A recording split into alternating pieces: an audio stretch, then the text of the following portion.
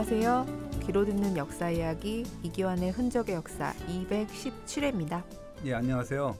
그 1990년대만 하더라도 한 20년 됐나요? 제가 그 아내가 이제 애를 낳는 거 보다가 보지도 못했죠. 어쨌든 간에 이제 출근이 좀 늦으면 네. 직장 선배 상사들이 이제 꾸짖는 단골 레퍼토리가 있었어요. 상상할 수 있을까요? 무슨 말씀 하시려고? 그런 말을 했습니다. 남자잖아요. 남편이 네. 저 늦게 출근하면 네가 해놨냐? 네가 해놔? 그러면서 이제 하는 거죠. 그래서 어떻게 보면 네. 그런데 왜 늦게 오냐 이거죠. 그렇죠. 네가 낳는 것도 아닌데 왜 늦게 오냐. 그래서 네. 그때 당시에는 당연하게 생각을 해서 아마 저도 후배한테 그렇게 얘기를 하지는 않았을까 생각이 들어요. 근데 그게 한 20년 정도밖에 안 되는 것 같아요. 네. 대명천지인데 지금으로 치면 뭐 천인공노할 소리가 아닌가라고 생각이 되죠. 그렇죠. 상상할 수도 없죠. 그렇죠. 지금은 많이 줄었죠. 그러니까 줄은 거예요? 없어졌다는 거예요? 우리 회사에서는 하시는 분이 없지만 또 줄어보면은 또 아무래도 그런 생각을 갖고 있는 사람들은 좀 있을 거예요. 그죠? 세상이 좀 달라지긴 했는데 그 달라졌다는 요즘도 뭐 사실 여자들이 출산휴가를 간다든지 육아휴직하는 거 되게 부담스럽게 생각하나요? 네, 그렇죠. 약간 뭐 경력도 단절되고 회사에 말하기도 뭐 눈치가 안 보이는 건 아니죠. 뭐 첫째 낳는데 또 한 1년 있다 또 둘째 낳고 그렇죠. 그러면 또 눈치 보이고 그러잖아요. 그렇죠. 근데 이제 지금부터 한 600년 전에 그것도 이제 노비한테 네. 산전 한 달, 산후 100일 뭐 이런 휴가를 인정한 임금이 있었는데 그것도 부족했던지 노비의 남편한테도 만 한 달간의 출산 휴가를 준 분이 있습니다. 그 임금이 누군가요? 상상할 수 있는 분이죠. 성군? 성군 세종대왕이십니다. 네, 그럴 줄 알았습니다. 그러니까 그 세종이 그 사실은 네. 그 어미가 노비면 어미의 자식은 또 역시 노비다라는 이른바 종모법을 시행했던 분이거든요. 근데 사실 그래서 이제 뭐 노비가 그래서 세종 시대에 많아졌으니까 세종이 나쁜 사람이다 이런 얘기를 하는 사람도 있는데 뭐 아비를 따르든 어머니를 따르든 뭐 부모 한쪽이 노비면 자식은 어떤 경우든 노비 신분을 따르든 뭐 이런 식으로 변하거든요. 그게. 그래서 그렇든 저렇든 간에 노비를 해방시키지 않는 한 사실 다 비슷한 제도잖아요. 그 안에서 얼마나 많은 노력을 했는지가 중요한 건데 그래도 세종대왕은 조선시대 때 사람 취급도 받지 못했던 그런 관노비 출산 대책만은 정말 혁명적으로 하신 그런 분이라고 할 수 있습니다.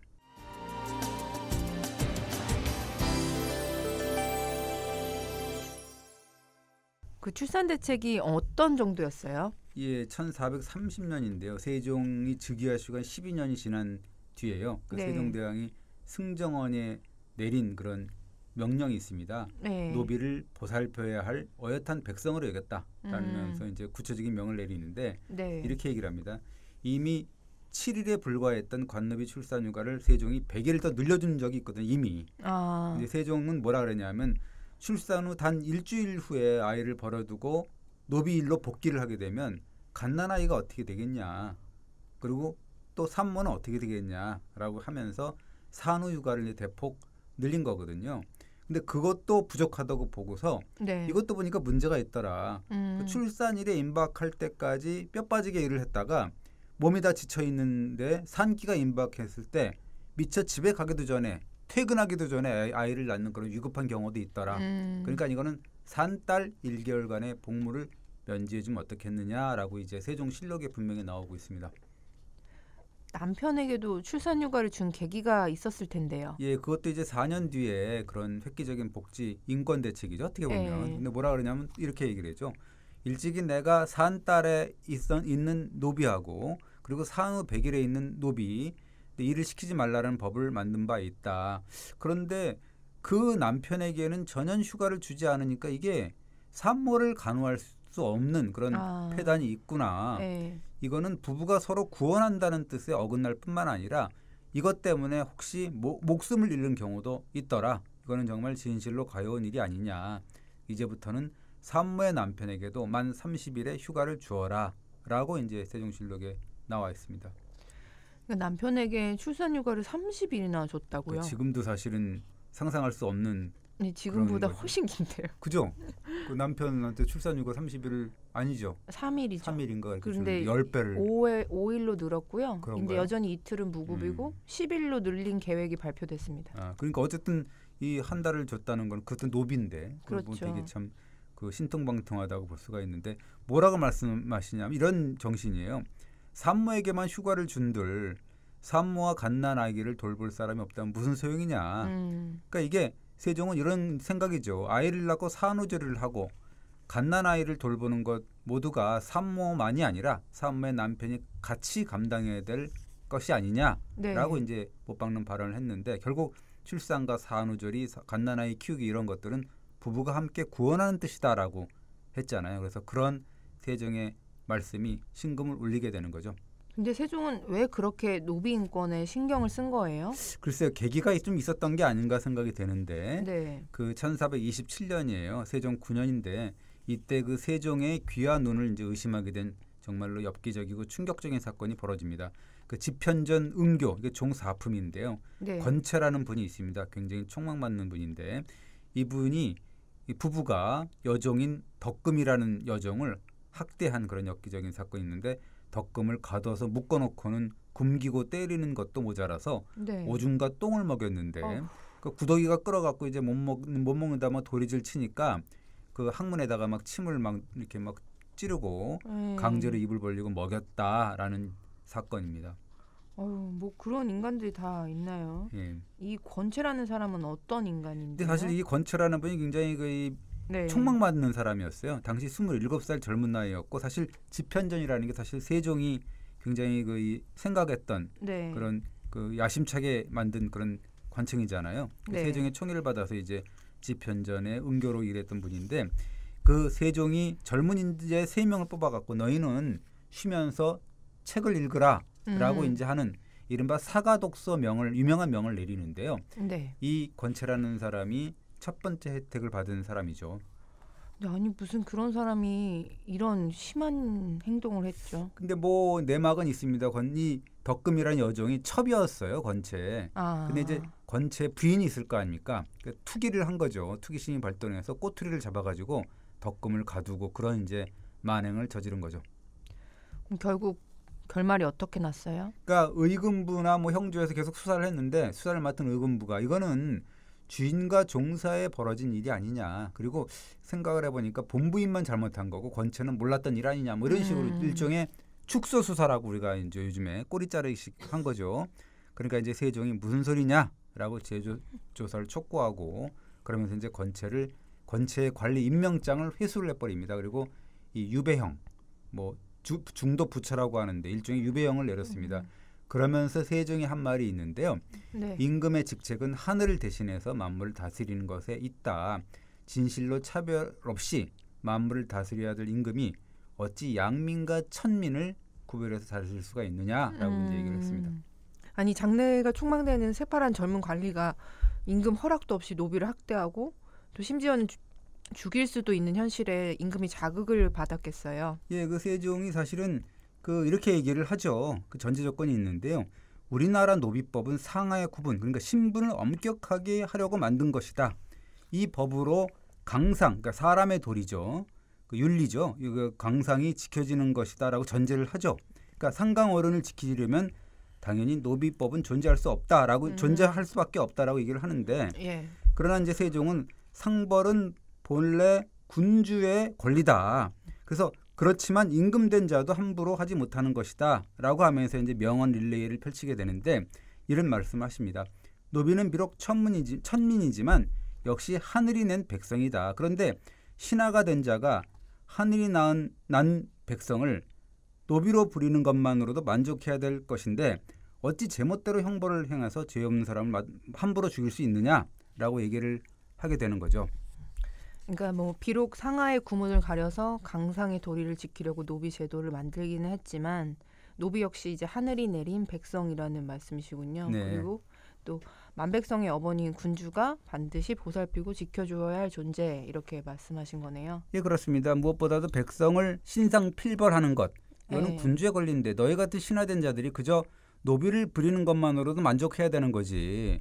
뭐 그들의 생사여탈권까지 주고 흔들 수는 없는 거 아니냐라고 하는 거죠. 그러면서 이제 노비 역시 하늘이 낸 백성이라는 그런 언급, 이것은 정말 세종을 또 한 번 성군의 반열을 올려놓은 그런 명언이라고 할 수 있습니다. 노비 인권도 그렇지만 죄수 인권, 그러니까 지금으로 치면 재소자 인권에도 엄청 신경 썼다면서요? 예, 그렇습니다. 이런 정신이었어요. 세종이 그 감옥을 설치하는 거는 죄인을 징계하고자 하는 것이지 사람을 죽이는 것은 아니다라고 이제 말씀을 분명히 하시죠. 그런 생각 덕분인데 이 아주 그냥 아예 그 죄수 인권을 위해서 해야 될 5대 강령까지 발표를 하게 되는데 되게 이 미주알 고주알입니다. 뭐라냐면 첫 번째, 매월 4월부터 8월까지는 새로 냉수를 길어다가 자주자주 옥 가운데, 감옥 가운데 바꿔 놓아라. 두 번째는 뭐냐면 5월에서 7월 10일까지는 한 차례 이상 몸을 씻게 해야 된다. 세 번째는 매월 한 차례 머리를 감게 해야 된다. 네 번째는 10월부터 정월까지, 그러니까 겨울철이죠. 감옥 안에는 집을 두껍게 하라. 이거는 뭐냐면 이제 그 겨울철 대책이죠. 네. 보온을 하라는 얘기죠. 그리고 목욕할 때는 이 잘 감시해서 도망간 것을 막아라. 뭐 이런 내용을 그 지시를 합니다. 정말 세심하게 신경을 쓰시네요. 이 실록을 보면은요, 예. 이 이른바 죄수 인권, 재소자 인권이라고 할 수가 있는데 지금도 어떻게 보면 참 감탄사가 나올 정도로 그 세종의 마음 씀씀이 가지고 곳곳에서 이제 배워 나오게 되는데, 네. 1431년 세종실록을 보면 이렇게 나오죠. 옥에 갇힌 죄수 가운데 호라비와 과부의 어린 자식들을 돌보지 않으면 아이들이 굶주리고 추워서 죽음에 이를 수 있다. 지금부터는 그 아이들을 친족에게 주고 젖 먹는 아이는 젖 있는 사람한테 주어라. 또 그들에게 친족이 없다면 관가가 거두어 보호하고 기르도록 하라. 그리고 잘 돌보는지 서울에서는 사원부, 지방에서는 관찰사가 잘 감독하라. 이렇게까지 지시를 내립니다. 재소자의 아이를 친족이 키우거나 친족도 없으면 국가나 지자체 차원에서 돌봐야 한다는 얘기네요. 요즘 같으면 이제 그런 얘기죠. 그러면서 이제 젖이 필요하면 젖을 주라는 얘기 하잖아요. 뭐 아이를 잘 돌보는지 국가나 지방 차원에서 관찰하라는 얘기잖아요. 그러니까 젖먹이 아이가 젖을 먹지 못할까 봐서 깨알 지시를 내리는 세종의 마음. 어떻게 보면 좀 백성을 향한 가없는 사랑을 느낄 수 있는 거 아닌가라는 생각이 듭니다. 맞습니다. 아까 그 재소자 귀유 제도를 실시했다고 하셨잖아요. 예, 유배 중이거나 복역 중인 죄수들한테 1년에 한 번씩은 서로 만나보게 이제 허락을 했죠. 그러니까 이게 뭐 늙은 어버이가 있는 경우죠. 예. 그런데 이제 무엇보다도 그 휴가 일수를 모두 복역 일수에 산입하는 그런 것까지 얘기를 했습니다.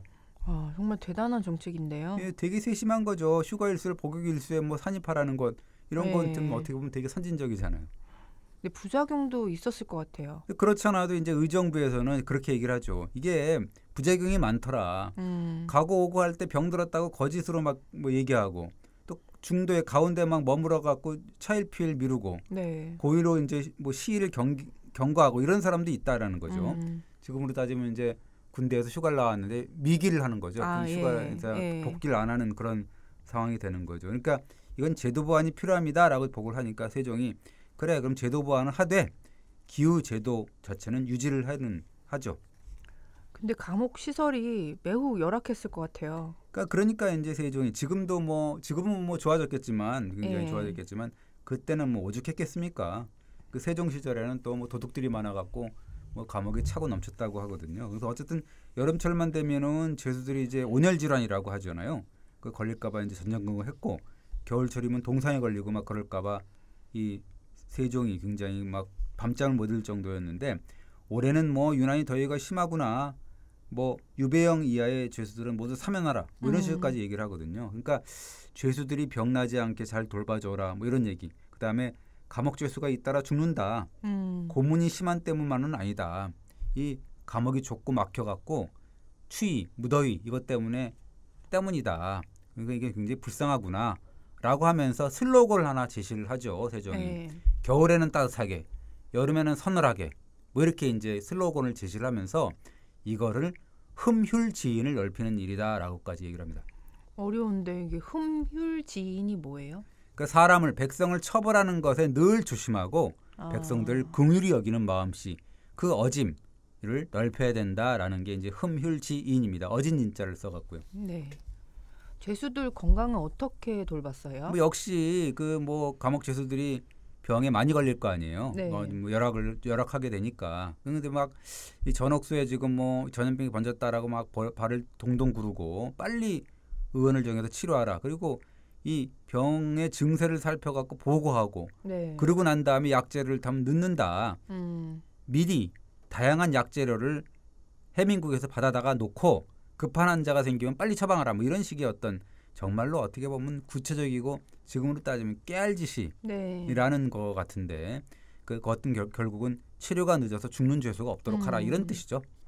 근데 아무래도 의사들도 부족했을 거 아니에요. 이거 누가 의원들이 전옥수에 누가 이제 가려고 하겠습니까? 네. 그래서 의원 중에서도 수습들만 가서 대충 돌봤다는 거죠. 네. 그래서 이 형조가 나서서 네. 지금 보니까 감옥에 파견되는 배치되는 의원들 보니까 대부분이 이 수습위원들이더라. 이 사람들은 죄수들의 병 증세도 알지 못하고 그다음에 약 받아오는 것도 굉장히 늦고 이러기 때문에 네. 앞으로는 의술에 정통한 의사들을 배치해야 된다라고 이제 얘기를 합니다. 정말 그 세종의 마음 씀씀이가 끝이 없네요. 예, 그렇습니다. 뭐 심지어는 하여튼 이 죄수들이 유배를 떠나고 노역을 떠나는 단결 장소가 네. 평안도하고 함길도 지금으로 따지면 함경도일 거 아닙니까? 이렇게까지 얘기를 하죠. 그 지방 수령들이 이렇게 그 떠나는 유배를 떠나고 노역을 떠나는 죄인들을 돌보지 않을까 두렵다. 그래서 이 사람들이 지나는 각 역사 이런데 식량과 의복을 공급해라. 이들을 배고프고 춥게 하지 마라. 그리고 그 사람들이 이 머무는 곳에 각 고을은 그 사람들한테 토지를 주고 구휼하고 양육하고 생업에 편안케 하라라는 그런 명령까지 내리죠. 노비나 죄수들 같이 모두 사회적인 약자인들 네. 그 사람들의 인권과 복지를 이렇게까지 생각을 해주다니요. 그게 뭐 노비 죄수가 아까 얘기했던 소외계층이라고 한다면 또한 소외계층이라고 우리가 볼 수 있는 장애인 인권 복지, 인권 복지 이런 데 이제 신경을 쓰셨죠. 장애인 인권 복지는 어떻게 해요? 그러니까 이제 그 실록에 나오는 얘기만 저는 할게요. 그 네. 세종이 즉위한 지 딱 1년 만인데 사냥을 창간하고 나서 그 세종의 어가가 개성의 영빈관에 딱 이르렀을 때 소동이 일어나거든요. 실록에 보면 시각장애인 114명이 어가 앞을 가로막고 배고파서 못 살겠다라는 시위를 벌였다는 거거든요. 그 세종실록을 보면 이렇게 나옵니다. 맹인들이 어가 앞에서 궁핍함을 호소했다라고 기록을 하고 있습니다. 이 시위대가 어가를 막아섰다면 지금으로 치면 이제 대통령 전용차를 막아서 집단 시위를 벌였다는 얘기 같네요. 요즘이라도 대명청지에도 상상할 수 없는 일이 벌어진 거 아닌가 싶은데 요즘 대통령 전용차를 막고서 시위를 벌일 수 있나요? 쉽지 않겠죠. 요즘은 뭐 원천 봉쇄하겠죠. 잘 모르겠지만. 근데 그때도 임금의 마차를 막았었으니 처벌받은 거 아니에요? 예, 이제 그게 아니더라고요. 그러니까 기록을 쓴 이제 세종실록은 굉장히 담담하게 기사를 씁니다. 뭐라 그러냐면 임금은 그들의 호소를 듣고 개성 유사, 그러니까 유사라는 거는 개성에 특별히 이제 특별시를 만들었어요. 원래는 고려 시대에 도읍지였잖아요. 도읍지였는데 또 한꺼번에 또 이렇게 싹 물러나면 안 되니까 유사라 해서 특별시 같은 개념을 만들었는데, 그러니까 개성 특별시장이죠. 그 사람한테 명해서 쌀 40석을 그들한테 주었다라는 기록을 아주 간단하게 했습니다. 이게 너무 담담한 거 아닌가요? 이런 일은 뭐 뉴스거리도 안 된다는 것 같은 느낌까지 드는데 이 사람들은 특별 케이스였던 거 아니에요? 근데 그런 줄 알았는데 그게 아니더라고요. 그 3년 뒤인데 1422년에 보니까 서울에 사는 시각장애인 여성 26명이 집단으로 북을 치면서 호소했다라는 기록이 있어요. 뭐라 하냐면 우리가 일찍이 환곡, 그러니까 환곡이라는 게 그거잖아요. 관청에서 곡식을 봄에 빌리고 가을에 되갚는 제도잖아요. 우리가 얘기했던 환곡이라는 게 그런 거잖아요. 그걸 받았는데 이 가을철이 됐는데도 불구하고 너무 가난해서 이게 곡식으로 현물로 갚을 수가 없습니다. 그래서 이거를 우리가 저화로 대신 갚으려 합니다. 부디 허락해 주십시오라고 이제 호소를 하는 그런 내용이죠. 이게 무슨 말일까요? 이게 갚아야 할 곡식을 현물 대신 저화로 갚겠다. 저화는 화폐 아니에요? 우리가 뭐 한국사에서 배웠듯이 저화라는 게 있어요. 그래서 그거는 여말 선초 때 발행된 지폐라고 할 수가 있는데, 근데 이제 지폐라는 것도 돈도 사실 시장에서 인정을 받아야 될 거 아니에요. 그렇죠. 뭐 믿지 못하면 사실 안 쓰잖아요. 그렇죠. 그러니까 저화도 마찬가지였는데 이 시중에도 신뢰를 받지 못해 갖고 가치가 계속 떨어져 있었다는 거죠. 그래서 시각장애인 여성들이 이게 이 곡식을 현물을 갚을 수 없으니까 이 저하로나마 네. 갚을 수 있도록 해달라라고 한 건데 원래 저하가 그때 당시에는 관청에서도 잘 안 받으려고 그랬다는 거죠. 네. 근데 이제 세종이 딱 그 말을 듣고서 쿨하게 그들의 소원을 들어주라고 이제 명을 했다는 거죠. 임금이라는 사람은 만백성의 어버이. 그러니까 누구 하나 허투루 할 수 없다는 생각 때문이었겠죠. 예, 그렇습니다. 뭐 예로부터 이제 뭐 세종뿐만 아니라 군주들이 환과 고독이라 그래갖고 늙은 호라비와 호러미, 그다음에 고아, 그다음에 의지할 곳 없는 노인, 그러니까 독거노인이라고 할 수가 네. 있는데 뭐 그런 분들하고 그다음에 장애인 분들을 이른바 임금의 정치에서 마땅히 불쌍히 여겨야 된다라고 이제 여겼거든요. 물론 세종도 마찬가지였죠. 그래서 그런 사람들한테는 환곡, 아까 얘기했던 그 식량 빌려주는 거 이거를 우선적으로 베풀고 거처할 집을 잃게 해서는 안 된다라고 얘기를 했거든요. 어떻게 보면 그 집을 마련해줬다는 얘기 아니에요. 주택까지. 네. 그런 얘기를 하는 거죠. 그래서 흉년으로 백성들의 삶이 퍽퍽해지면은 장애인들하고 병자들을 우선적으로 돌보라라는 명을 내리고 만약에 과인의 명대로 따라하지 않는 수령은 중죄로 처단해야 된다라고 아주 으름장을 놓고 막 그랬다 그럽니다. 그러니까 이 역시 확인 행정을 벌이겠다는 거네요. 예. 제대로 정책이 통하고 있는지. 예, 그래서 뭐 감찰관을 파견해서 반드시 확인할 거야. 그래서 만약 민간의 백성 가운데 한 사람이라도 굶어 죽는 자가 있다면 내가 너희들을 중죄로 처단할 거야라고 이제 얘기를 합니다. 불쌍한 사람에게 밥을 주고 쌀을 주는 대증요법은 그냥 적선하는 거지 정책이 아니잖아요. 예, 그렇습니다. 근데 이제 그 이마연 기자는 원래 복지 정책의 효시함은 뭔지 아시나요? 글쎄요. 국사 수업 시간 생각해 보면 네. 진대법? 예, 그렇습니다. 그래서 이 많은 군주들이 사실은 그 불쌍한 사람을 구호하긴 했죠. 근데 네. 이제 진대법을 높이 평가하는 이유가 있죠.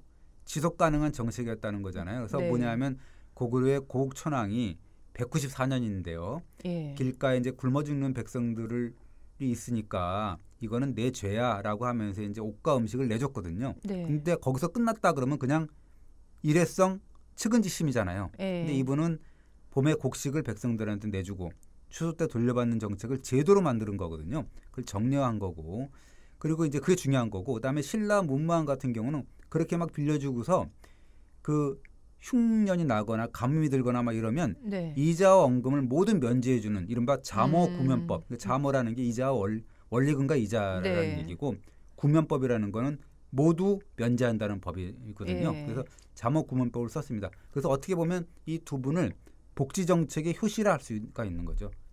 그러니까 세종의 인권 복지 정책도 바로 이런 건가요? 예, 그렇습니다. 그러니까 그 임금의 그 신화 뭐 이렇게 볼 수가 있는 건데 진짜 그 세종년간에 김숙자라는 사람이 있는데요. 네. 그 수령 시절에 그 김숙자가 김종직이라는 분의 아버지예요. 그분이 되게 예. 유명한 분이잖아요. 수령 시절에 흉년이 들 때는 조정의 허락이 떨어지기도 전에 바로 그냥 창고를 열어갖고 빈민을 구휼했거든요.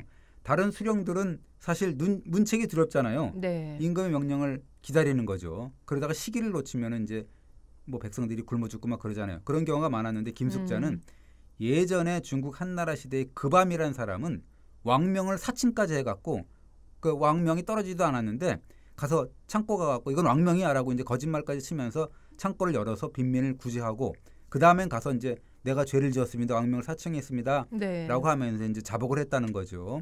근데 이제 재밌는 건 뭐냐면 백성들이 그 급암이라는 사람의 은혜를 입어서 가을이 되면은 기일도 되기 전에 갚았다는 거예요. 너무 고마운 나머지 뭐 그런 거죠.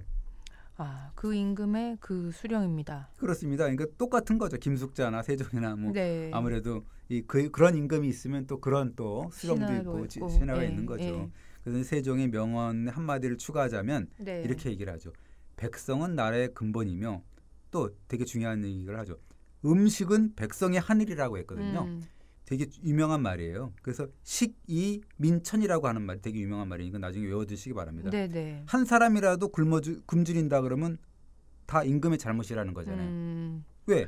음식은 백성의 하늘이니까. 그렇죠. 그런 음식을 안 주면 어떻게 되겠습니까? 네. 아, 그래서 세종을 해동의 유순이라고 하는 건가 봐요. 그렇죠. 근데 이제 원래 고전적인 의미의 요순이다라고는 할 수는 없어요. 왜요? 이게 고전적인 의미의 요순 시대라는 거는 이거죠. 임금이 누군지 신경 쓸 필요도 없이 잘 다스리는 세대. 그러니까 물어보면 임금이 누군지도 몰라요. 네. 세상이 너무 평화로우니까. 그리고 뭐 해 뜨고면 일하고 해 지면 그만두고 이런 시대고.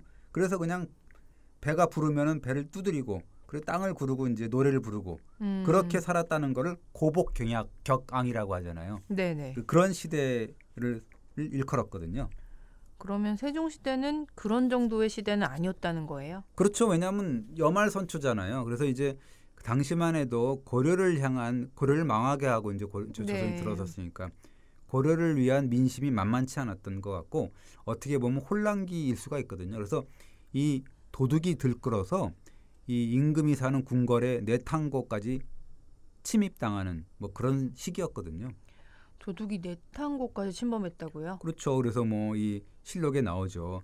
서울 한복판에 도둑 맞은 집이 없는 날이 없고 이를 근심하는 한탄 소리가 거리 위에 들립니다. 이제는 내탕고의 금작하고 봉상시 은찬까지 털린다라고 했는데 이 내탕고라는 건 왕실의 재산을 관리하는 것이거든요. 네. 거기서 금으로 만든 술잔, 금작까지 털리고 그다음에 봉상시라는 거는 제사를 관장하는 그런 관청이거든요. 네네. 거기에 제기까지 털렸다는 거니까 도둑이 엄청나게 많았다는 거잖아요. 그래서 어떻게 보면 또 반전의 기록이 있는데 세종시대에 유독 능지처참이라는 혹평이 많았다라는 게 있거든요. 지난번에 제가 한번 그 얘기를 한 적이 있습니다. 그래서 제가 한번 그때 당시에 능지처참이라는 기사로 검색을 해보니까 세종실록에서 한 60명 정도가 능지처참형을 당했다라는 기록이 있거든요. 그러니까 그런 걸 보면 굉장히 당혹스럽잖아요. 그죠? 네. 그래도 세종을 성군이라고 하잖아요. 예, 그렇죠. 그래서 뭐 이 세종은 거룩한 덕이 높아서 사람들이 뭐라고 이름을 짓지 못해서 해동의 요순이다라는 별명을 내렸다라는 게 있고 그래서 후대 신하들은 자신이 모시는 임금들을 향해서 제발 좀 세종대왕과 세종을 빼닮은 성종 임금을 본받아라라고 이제 한 목소리를 냈거든요. 그래서 명정실록에 봐도 세종은 해동의 요순이고 성종은 세종의 고사를 따라서 간언을 받아들이고 선비를 사랑한 그런 분이었습니다. 그래서 세종과 성종을 따르는 것이 곧 성인을 본받는 것이다 했습니다라고 하면서 이제 명종을 그렇게 좀 본받아라라고 얘기를 했죠. 그러면 성군이라고 하는 건 좀 과한 칭찬이에요? 예, 뭐 그렇지는 않을 것 같아요. 이게 아까 얘기했던 종무법 만들었다는 걸 두고도 이제 손가락질을 하는 경우도 있고 그렇지만 이 어머니의 그 신분을 따라야 된다는 그거죠. 그러다 보니까 종이도 노비가 더 많아졌다 이런 비판하는 사람도 있는데요. 그런데 당대가 이게 신분사회지 않습니까? 세종이 그렇게 말을 했잖아요.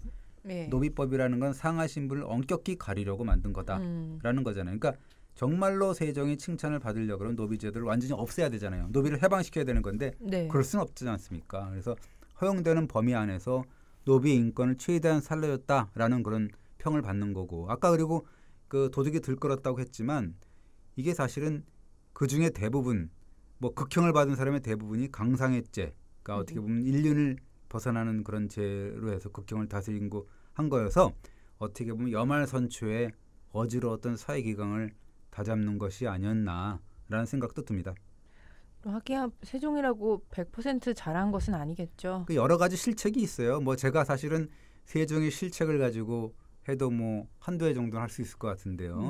뭐 지난번에도 뭐 잠깐 얘기했지만 버럭 화도 내고 생떼도 쓰고 뭐 심지어는 고문까지 가하고 막 그런 경우도 있거든요. 거짓 자백을 받아내는 이런 일도 있었습니다. 그러니까 어떻게 보면 32년의 그런 치세였는데 굉장히 또 뭐 잘한 일만 있을 수는 없잖아요. 못한 일도 있고 뭐 실수도 있을 것 같은데 그렇지만 세종대왕이 이룬 업적이 그 자그마한 과실을 10겹으로나마 뒤덮고도 남는다 그러잖아요. 그래서 어떻게 보면 그래서 지금 이 순간까지도 망고의 성분이다라고 하는 거죠.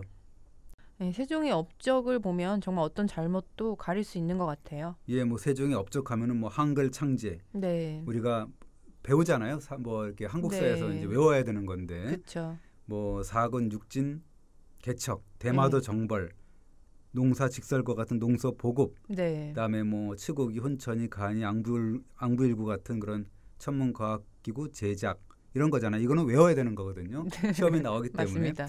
이런 굉장한 대단한 업적들이 있죠.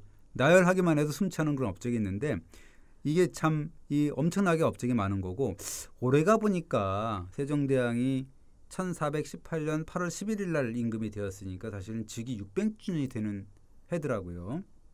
그러네요. 고려 건국 1100주년, 세종주기 600주년 여러 가지 기념이 겹친 해가 지나갑니다. 예, 그런 면에서 보면 아까 얘기했던 그런 찬란한 업적 외에도 이런 소외계층을 향한 어떤 선진적이고 혁명적인 인권 복지 정책 이 또한 세종의 숨겨진 업적이라고 할 수가 있잖아요. 그래서 오늘은 그 세종의 숨겨진 업적을 한번 말씀드리고 어떻게 보면 이것도 우리가 얘기하는 그런 좀 혁혁한 업적을 뭐 방불케 하는 그런 그렇죠. 업적이 아닌가 생각이 되죠. 네. 그래서 한번 알아봤는데요.